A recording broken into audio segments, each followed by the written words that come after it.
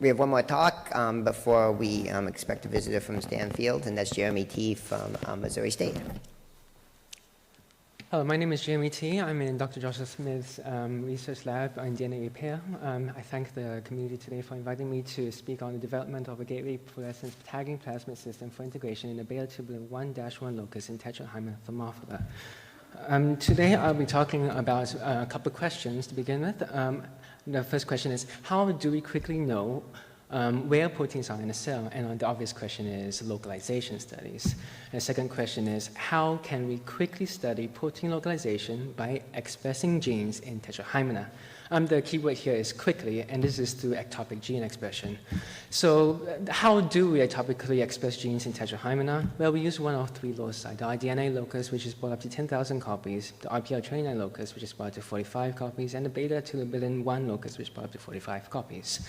So back in 1991, after the repeated use and extensive use of the iDNA locus, the Yao and Yao lab had wanted to find another ectopic locus that we can put genes into, and had developed a cyclohexamide resistance based on a methionine 40 point mutation in the RPL29 ribosomal protein L29 protein of the 60S subunit of the ribosomes. And they had thus been able to ectopically express genes into this locus. Later on in 1993, the Gliatic-Gorofsky lab was able, who had been studying the extensively beta-tubulin-1 and beta-tubulin-2, which are extensively similar, and essentially the protein peptide structure is identical with identical functions, had found that they were able to have a K350M point mutation such that when the mutants paclitaxel are sensitive. This was because, which was able to also have, which was also able to be used for ectopic gene expression. This point mutation led to an uncoupling of a nuclear division and cytokinesis, such that the daughter cells actually had unequal amounts of nuclear and cytoplasmic contents, such that it was unable to be viable furthermore. So it was paclitaxel that it could be used, or even vinblastine resistance that we can use as selectable markers. Gateway technology is a pretty useful technology because it's pretty easy to shuttle genes back and forth between different plasmids that contain this gateway cassette that has a CCDB toxin gene. And I'm pretty sure it uses recombinase, which is called LR-colinase. I'm not going to talk much about this because I assume that we have at least some basic understanding of it, but just say that we have a p-enter plus this gateway called GFP, and then we add this LR-colinase, which is that which is that recombinase, which we in order to create this RAD23 GFP expression clone. So so let's actually talk about just briefly the existing plasmid that we have currently for the gateway M-cherry fusion protein that's directed to the RPL29 locus.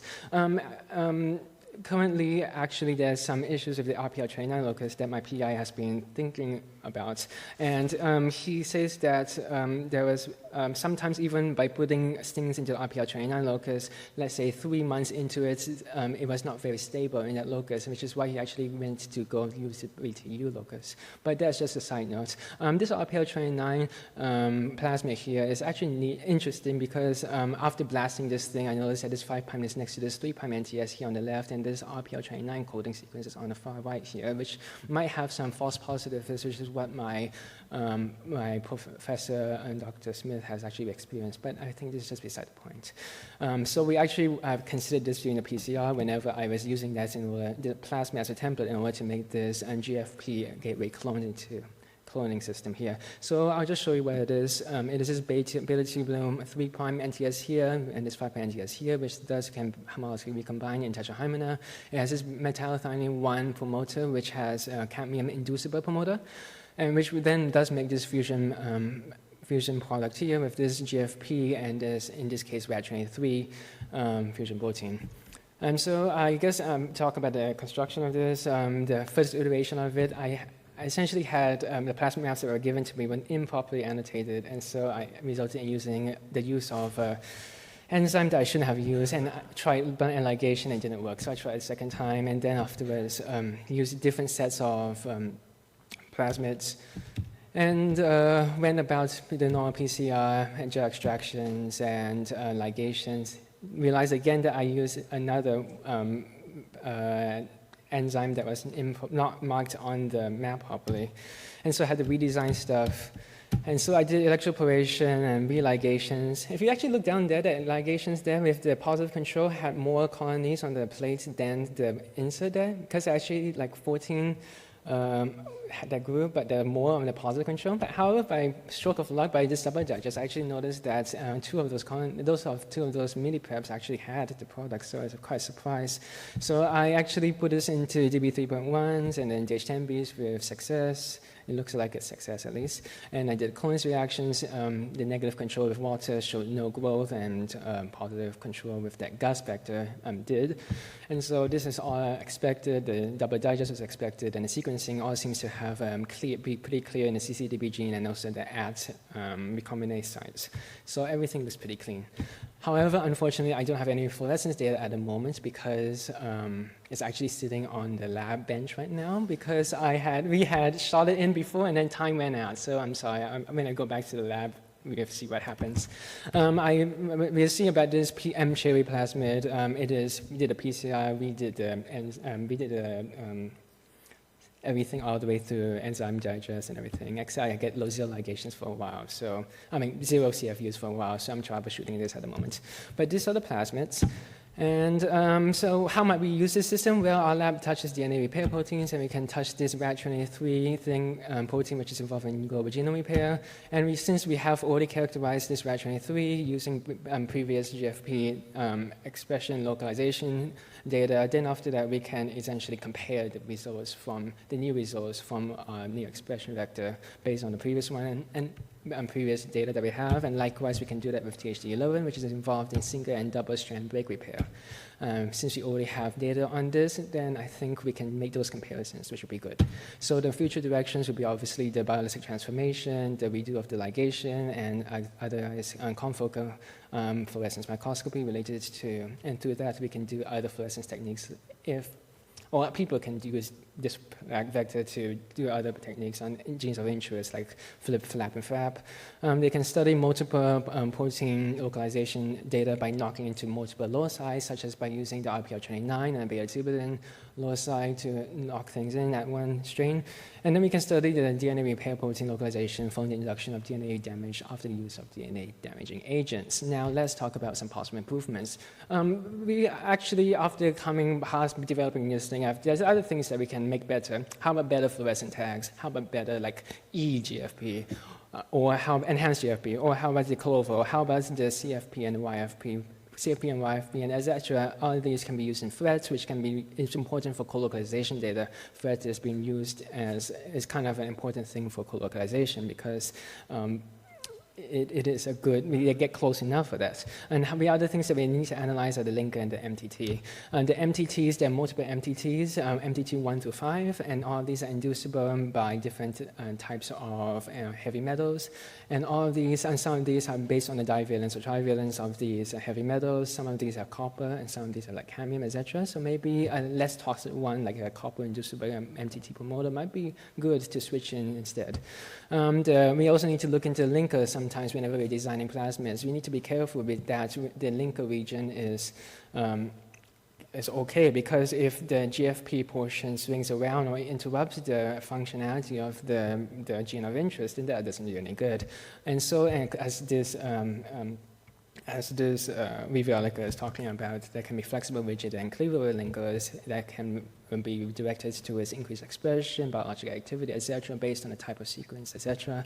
And then they did find one that's for GFP fusion plasmids and proteins. However, of course, maybe it's just in this one case, this Waldo at all. However, I think we need to also make that consideration. It's just as much the multiple cloning sites that we make. I read a paper recently that the multiple cloning sites that we have sometimes can form some secondary structures and does interfere with the proper amplification of plasmids, but that's beside the point. And so how about tackling of cloning? Well, I had issues with my ligation. So what if we use other methods these days, like ligation-independent cloning? Now, right now, it's the Gibson and the Golden Gate systems, and of course, the normal ones that we use, like the T5. How about what's next for transforming tetrahymena? Well, we've been using microinjections, electroporations, and now currently ballistic transformations. How about are there possibly other reagents that can be added to increase the efficiency of transformation of tetrahymen? I don't know, but it could be something as a community that we can look into.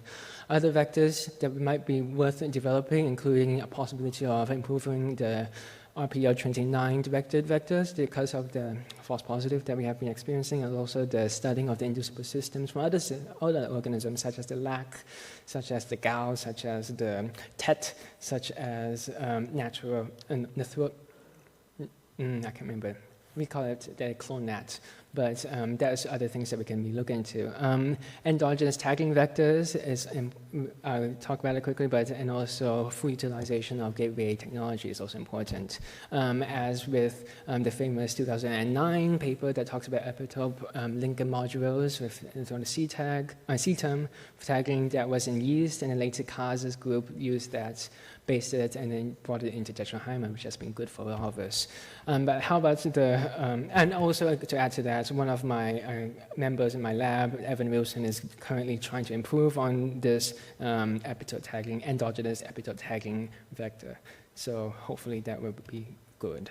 As for the full utilization of the gateway system, actually I think we are a bit lagging behind other organisms who have already expanded their use of gateways to use different types of technology that's available out there by the gateway in vitrogen, such that they have the prom-1, they have a DEST, such as endogenous, exogenous tag, and then locus, and then after that they have the or of the gene of interest. And so you can actually put all of this together, and I think we can create a library for different promoters, a luciferase promoter, or other types of promoters that we want, and other different types of inducible promoters. And after that, I think this is a good direction that we can move as a community, because it also has the flexibility, it has the scalability, not as the scalability, but you can add on to it, the system, and you can piece different things together and gain different type of vectors this way based on this form of gateway technology that there has been already around in the worms and zebrafish. So, and out there already, they've established a quick log system for N-terminal epitope tagging in genes in tetrahymena, and I organized this chart.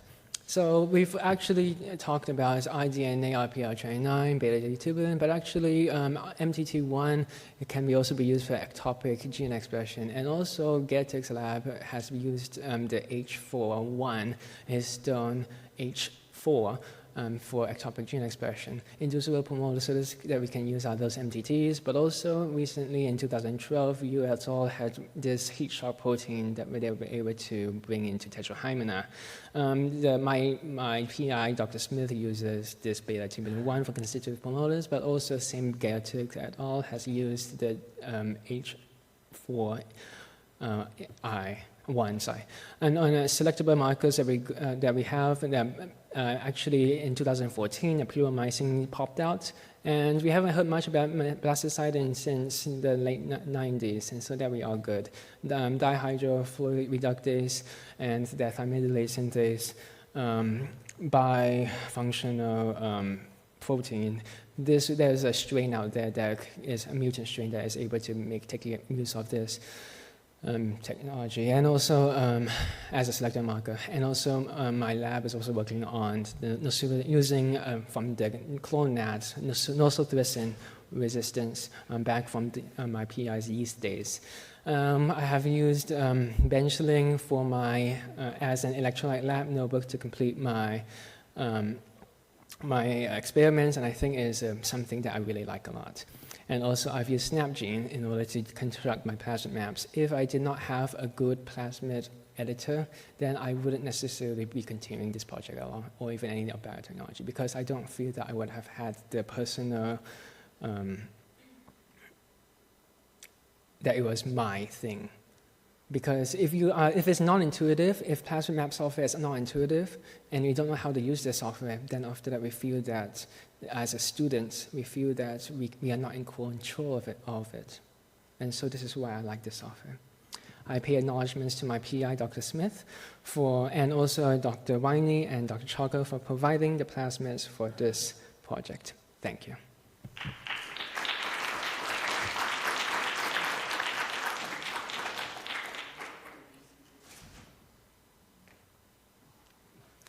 So if, do we have any questions for Jeremy? We have time for one question. Okay, with that, yes.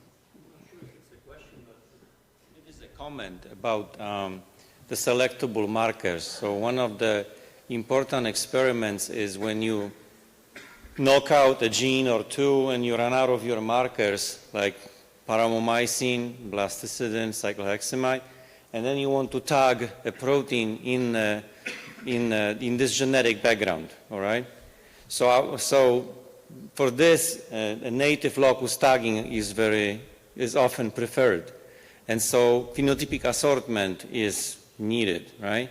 So in our hands, we have difficulty doing phenotypic assortment with most of these markers. The only phenotypic assortment that works well is with NEO markers, and preferably with NEO have weaker promoters, not the MTT1 driven promoters. So I would like to ask if anyone in the audience has experience or have experienced this issue, and whether you know whether any of these newer markers, such as puromycin resistance, actually can do a complete phenotypic assortment. We know that we have trouble with cyclohexamide markers, with blastocidin markers. Anything different than NEO does not work well in our hands. So I would appreciate suggestions. Well, I think we'll save that for the panel discussion. I think we're going to come back and we're going to talk about, I think, throughout the entire Ciliate community, and we'll start with these types of issues. And I think that was a really good start, and Jeremy got us started with a lot of good background to actually think about the various, basically what's available and also what the needs of the community. So I think we'll come back to that. But right now, I'm going to ask Jeff to come up, and I think we have Stan Fields in the back to come up, and he's going to I think talk to us about our affiliation with GSA, and we'll welcome him to our audience. Thank you for coming.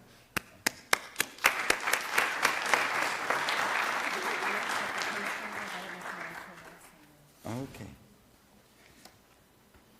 So first off, I just want to thank GSA and in particular the people that did all the work in putting this meeting together for bringing us into this community and for providing an opportunity. I think it's been good for us to have our meeting, but also to interface with other research communities by going to their talks and vice versa.